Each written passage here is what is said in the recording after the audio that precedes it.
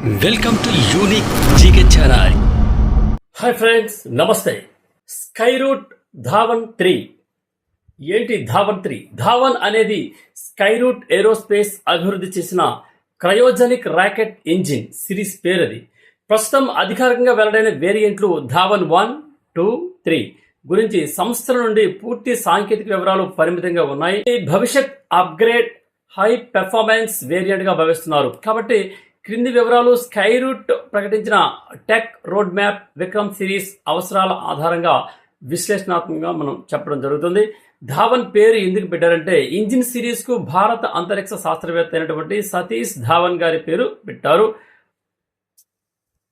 అయితే ఆయన ఇస్రోను ప్రపంచ స్థాయికి తీసుకువెళ్ళినటువంటి కీలకమైన నేత.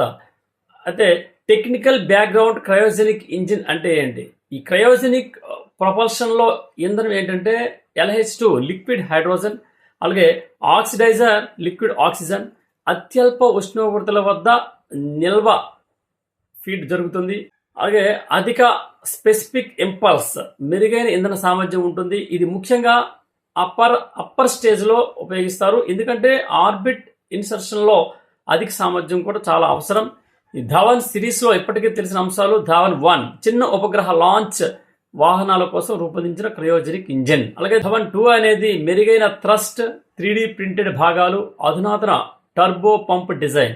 ఇప్పుడు ధావన్ 3 ఉంటే అది ఎక్కువ థ్రస్ట్, రీయూజబిలిటీ లేదా క్లస్టరింగ్ సామర్థ్యాలపై దృష్టి పెట్టే వేరియంట్ అయ్యే అవకాశం ఉంది.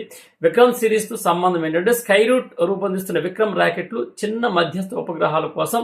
ఇవి విక్రమ్ 1, 2, 3 ఇవన్నీ కూడా కమర్షియల్ స్మాల్ శాట్ మార్కెట్ను లక్ష్యంగా పెట్టుకున్నాయి.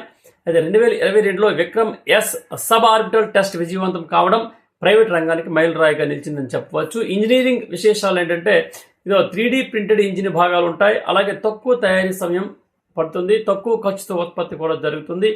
అధిక ISP ద్వారా పేలోడ్ పెంపు కూడా జరుగుతుంది. కమర్షియల్ కస్టమర్లకు ఫ్లెక్సిబుల్ లాంచ్ ఆప్షన్స్ కూడా ఎంతైనా అవకాశం ఉంది.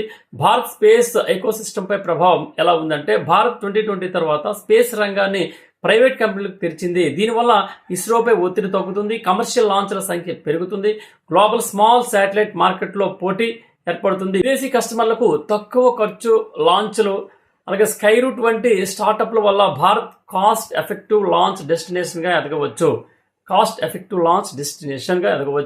కంక్లూజన్ గా చెప్పాల్సింది ఏంటంటే ఈ ధావన్ సిరీస్ విజయవంతమైతే భారత ప్రైవేట్ స్పేస్ రంగం అనేది ప్రపంచ స్థాయిలోనే గట్టిగా పోటీ ఇవ్వగలదని నమ్మకం. Thank you. హలో, మిమ్మల్ని వీడియో నచ్చితే సబ్స్క్రైబ్ చేయండి, నచ్చకపోతే కామెంట్ మాత్రం తప్పనిసరిగా చేయండి. Thank you.